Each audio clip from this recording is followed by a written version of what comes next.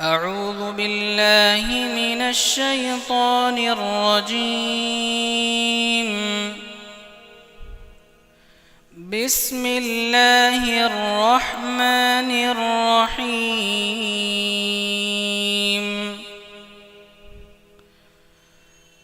تبارك الذي جعل في السماء بروجا وجعل فيها سراجا وقمرا منيرا. وهو الذي جعل الليل والنهار خلفة لمن أراد أن يذكر أو أراد شكورا. وعباد الرحمن الذين يمشون على الأرض هونا وإذا خاطبهم الجاهلون قالوا سلاما.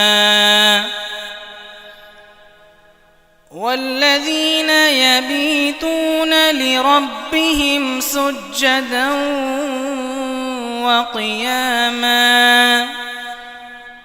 والذين يقولون ربنا اصرف عنا عذاب جهنم إن عذابها كان غراما إنها ساءت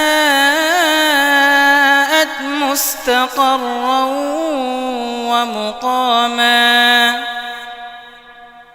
والذين إذا أنفقوا لم يسرفوا ولم يقتروا وكان بين ذلك قواما.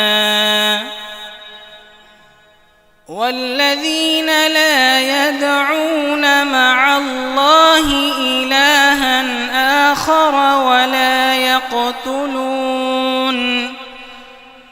ولا يقتلون النفس التي حرم الله إلا بالحق ولا يزنون ومن يفعل ذلك يلقى أثاما يضاعف له العذاب يوم القيامة ويخلد فيه مهانا إلا من تاب وآمن وعمل عملا صالحا